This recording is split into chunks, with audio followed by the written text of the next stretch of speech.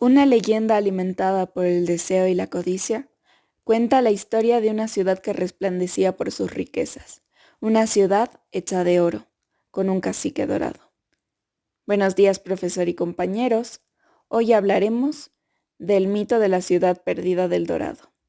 Cuenta una leyenda que en alguna parte de Sudamérica se esconde una civilización rica y sofisticada, con grandes avances tecnológicos, que fue capaz de construir una ciudad de oro. Se cree que la historia nace entre Colombia y Venezuela, donde creció el rumor de un cacique dorado. Muchas personas creían que este cacique era el mismo Dorado. Sin embargo, se trataba simplemente de un ritual que realizaban los habitantes del lago Guatavita, en el cual cubrían a este cacique con polvo de oro y se subían a una balsa y ofrendaban increíbles piezas de oro tirándolas al lago. Otras personas creen que el lago Guatavita no es el verdadero lugar donde se esconde el dorado. Existe la teoría de que este se encuentra en Paititi, ciudad que según mitos se encuentra en la ciudad de Panticola, al norte de Cusco, lugar donde el dios Incari se habría ido después de abandonar Cusco. Otros, por el otro lado, creen que el dorado se encuentra en el mismo lago Titicaca, lugar donde los incas escondieron sus riquezas y tesoros, o donde nacieron los primeros humanos según las leyendas. Muchas personas aún lo siguen buscando, y existieron muchos exploradores que fracasaron a la hora de encontrarlo. Ahora hablaremos de una exploración en particular, la exploración de Ursúa, que se convertiría en la exploración de Aguirre.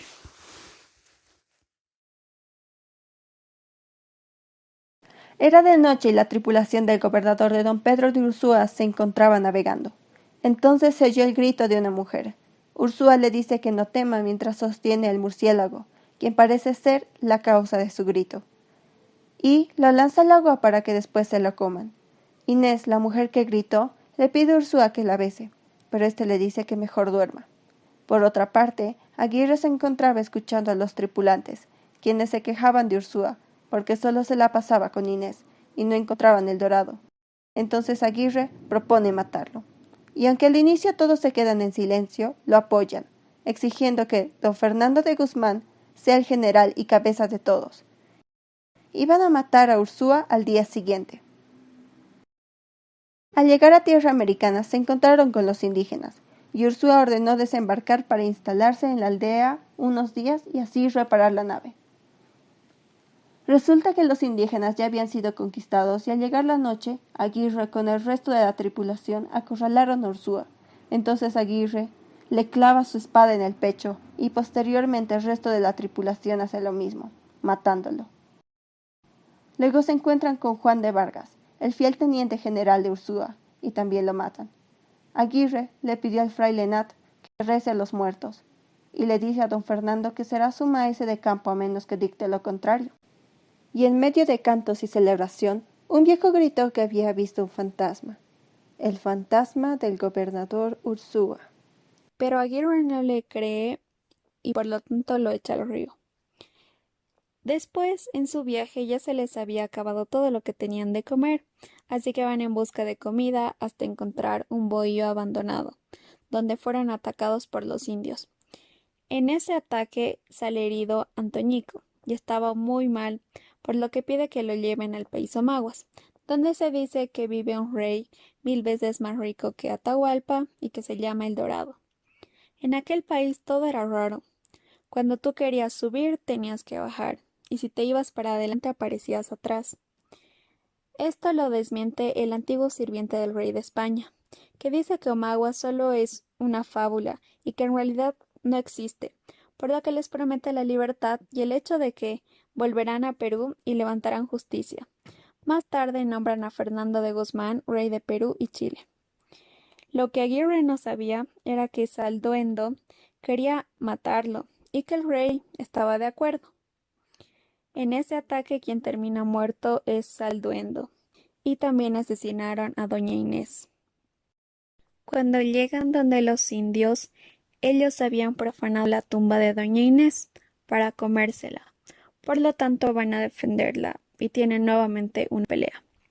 Entonces, Aguirre fue donde Grups, que era el que enseñaba el arte de la espada y la daga, pero Grups se burló de él y lo botó. Así que la esposa de Grups consoló a Aguirre. Cuando Tudesco se entera por una mucama que Aguirre se metió con su mujer, este lo persigue para enseñarle una lección. Tras una pelea de insultos, mientras que Aguirre escapaba, alguien le da la noticia sobre una embarcación hacia las Indias, que partiría el día siguiente. Sin más, así que Aguirre se apunta. De esta manera terminan los recuerdos de Aguirre. Sin embargo, no se lo cuenta a su hija y le dice que no tuvo tiempo para aprender con Tudesco. La tripulación llega finalmente a la isla Margarita, muy felices y con la intención de tomar otro navío y llegar así a Panamá. Pero una tropa del rey de Castillo se dirige a ellos. Cuando se encuentran, algunos hombres de Aguirre lo traicionan y se van con el rey. Los otros se niegan rotundamente e insultan a la tropa. La tripulación entonces vuelve a su fortaleza. Al llegar, matan a los enfermos por considerarlos una carga. Son así sorprendidos por las tropas del rey, quienes los atacan. Ellos matan al músico. En eso, Aguirre es traicionado nuevamente por sus hombres y alguien logra matar a su hija Elvirica. Piensan culpar a Aguirre de asesinar a su propia hija por ser inútil. Pero él, antes de ser asesinado, quiere acusar a sus hombres de sus pecados y traiciona al rey. Sin embargo, no lo logra y muere por múltiples disparos. Y así, todos festejan la vida del rey, Felipe II, rey de Castilla. Referencia histórica de Lope de Aguirre. Dentro de la exploración y conquista del Nuevo Mundo existieron bastantes personajes, pero ninguno ha alcanzado tanta fama como Lope de Aguirre. Logró ser un personaje principal por su capacidad de interactuar con el público, por su don de ser actor y estar dentro del cine. Hizo grandes películas y novelas que lo impulsaron a la fama, pero antes él ya había fascinado a historiadores y escritores. Lo más importante que hizo es el amplio ciclo cronístico, que es un libro en donde existen 6 crónicas o relatos de algunos de sus seguidores. Lope de Aguirre menciona el mito del país de El Dorado y la obsesión que tenían por el oro que marcó el destino de los conquistadores y exploradores de América. El primero que escuchó hablar sobre el Dorado fue Sebastián de Belalcázar, el conquistador de Quito. Se dice que un indio le habló sobre un país donde el Dorado era un príncipe sacerdote que estaba cubierto de polvo de oro. Esta charla le dio origen a un resumen literario que escribió Juan Gil en su libro Mitos y Utopías del Descubrimiento.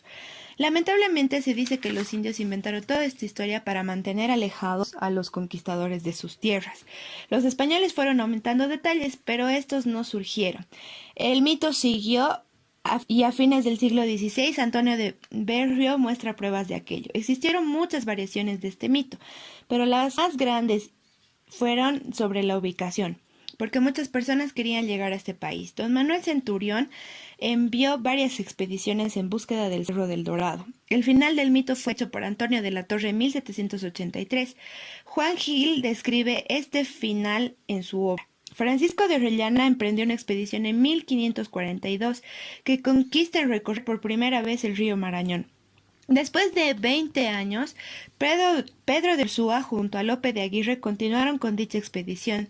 La información que Orellana tenía, con los años se unieron a la empresa de Ursúa.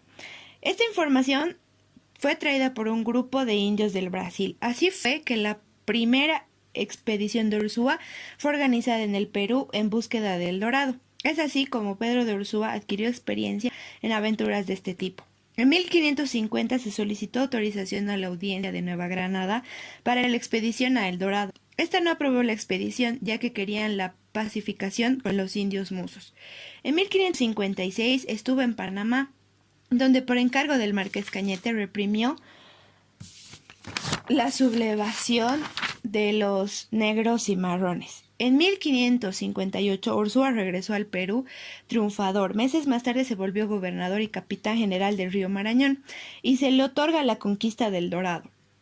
En 1559, Orsúa comenzó la expedición con la ayuda del marqués de Cañete. Orsúa se fue al río de los Motillones, en el Amazonas, donde comenzaron los preparativos. Gonzalo de Zúñiga participó en dicha expedición. Esta comenzó el 27 de septiembre de 1559. Hubo una falta de barcos, así que tuvieron complicaciones. Solo pudieron embarcar 30 caballos de 300 que había, y así con muchas más. 3 días después de la navegación hubo más problemas con los barcos y se tardaron varios días en las reparaciones de estos. Cuando llegaron al Marañón, se unieron los hombres de Juan Vargas y estaban en la desembocadura del río de esta zona. Estaba poblada de indios, pero no había ni plata, ni riquezas, ni absolutamente nada. Pero decidieron quedarse ya que no tenían comida ni estadía. Pasaron ahí la Navidad de 1560 y pasó la primera tragedia, la muerte de Orsúa. Habían muchos hombres acompañando la expedición de Orsúa, desde gente cercana hasta empleados. Estos se hicieron ganar por la ambición de conseguir el oro. Así que prepararon el asesinato de Orsúa. Gonzalo de Zúñiga decía que al llegar al río el gobernador mostraba depresión y falta de autoridad. Se acercaba un motín y Orsúa no se había preparado ni a él ni a sus hombres. Lope de Aguirre tomó a los hombres de Orsúa para ayudarlo a dirigir. Muchos de estos querían regresar al Perú y Orsúa quiso matarlos y castigarlos por dicha decisión. Doña Inés de Atienza era la amante de Orsúa y fue un personaje importante en el asesinato de Orsúa, ya que dicen que ésta lo había hechizado. Esto varía mucho según los escritores que narraron esta historia, pero sí todos decían que el mayor error de Orsúa había sido llevar a Doña Inés, porque se perdía en ella y en su belleza. El plan era de poner a Orsúa, reemplazarlo por Fernando de Guzmán y regresar al Perú por mar, pero Lope de Aguirre se impuso a la muerte de Orsúa y se postuló para ser gobernante. Por el descuido de Orsúa. El 29 de diciembre de 1560 se puso en marcha el viaje. Orsúa mandó a Sancho Pizarro a explorar el territorio. El 1 de enero de 1561, Aguirre y sus hombres fueron donde Orsúa, y Juan Alfonso de la Bandera le atraviesa con una espada. También mataron al teniente de Orsúa, don Juan de Vargas. Fernando de Guzmán se volvió general y Lope de Aguirre maestro de campo. A los pocos días, Sancho Pizarro regresó con noticias, ya que sí había plata. Así que decidieron llevarlo a cabo, la exploración. Al dar acta, Lope de Aguirre firmó con su nombre y poniendo traidor, traicionando la corona con intenciones de apoderarse del Perú. Por esta causa, Lope de Aguirre fue sustituido de su cargo. Aguirre prometió cambiar para que no lo mataran y Fernando de Guzmán lo perdona, pero por miedo. Después de eso pasaron a un pueblo abandonado, en donde decidieron rehacer la flota que había quedado reducida. Se tuvieron que comer los pocos caballos que tenían porque no tenían recursos de comida. Lope de Aguirre ordenó matar a algunos hombres por envidia, ya que había perdido su cargo. Entre ellos mató a Juan Alfonso de la Barrera. Después de eliminar a su enemigo, fue restituido a su cargo. Después decidieron poblar el territorio descubierto con el riesgo de ser aniquilados. El 26 de marzo se acordó por propuesta de Aguirre que todos los marañones se volvieran españoles, que reconocieran como señor natural y príncipe a Fernando de Guzmán. Lope de Aguirre tenía mucha ambición y todos los hombres que estaban ahí se volvieron como sus esclavos. 3 meses después hicieron más barcos y partieron para gobernar Perú. En el cambio se adueñaron de Nombre de Dios y de Panamá. Se unieron a ellos y la gente pobre que trabajaba como esclavos lo hacían para pasar al Perú. Después pasaron y encontraron un pueblo de indios con recursos. Don Fernando de Guzmán decidió matar a Lope de Aguirre y seguir con el mandato del virrey. Pero Aguirre se adelantó y mató a Lorenzo de Saudento, amigo de Guzmán. También amenazó a Guzmán de muerte. Finalmente, el 22 de mayo de 1561, murió Aguirre, él y sus hombres, solo por ambición. Lope de Aguirre se apoderó de la isla Margarita, nombrándose príncipe de la libertad, ira de Dios y fuerte caudillo de los marañones. El fray Francisco de Montesinos trató de prenderlo por traidor. Al no poder desembarcar en la isla, fue directo a Santo Domingo, donde dijo todo lo sucedido ante la corte. Aguirre mandó una carta explicando su rebelión, tachando ahí de traidores a Monguia y Gonzalo de Zúñiga por abandonarlo. Se informó sobre los planes de Aguirre a todos los puertos, por lo cual prohibieron su entrada. Aguirre mandó a dar garrote a varias personas en la isla, quienes se encontraban en su contra. Por los problemas que tenía, al no poder desembarcar, tuvo que llegar a Perú por tierra. El 30 de agosto se hacía rumbo a Burburata, en la gobernación de Venezuela. La noticia del desembarco de Aguirre en Venezuela se extendió como pólvora. Aguirre se enfermó, y el licenciado Pedro Collado aprovechó para tratar de detenerlo, pero no pudo. En su carta a Felipe II hace una denuncia en contra de los gobernadores, jueces y frailes por no recibir el premio que les correspondía, firmando así: hijo de fieles vasallos en tierra vascongada y rebelde hasta la muerte, por tu ingratitud. Lope de Aguirre, el peregrino. En Valencia, él mandó a matar a los desertores y a azotar a los que tenían poco entusiasmo. Después de 15 días en Valencia, dejaron el lugar destruido y sin nada de ganado. El 22 de octubre llegaron a Barquisimeto para que no caiga en manos enemigas. Después de que sus hombres lo abandonaron, al cual fue abandonado y se encontró cerca de los fuertes, que fue armado por Pedro Collado. El 27 de octubre mata a su hija y fracasara su intento de que los marañones vuelvan a Burburata. Aguirre fue aprisionado y entregado a Diego García de Paredes por sus propios hombres, liderados por Custodio Hernández. Él mismo le cortó la cabeza, en la sentencia que falló declarándolo tirano, justamente decapitado y hecho cuartos. El 16 de diciembre de 1561 pasaron todos sus bienes al fisco de su majestad. Declararon a todos sus hijos varones indignos. Una vez muerto Aguirre, quedó su memoria y recuerdo de su rebelión. Se le condenó.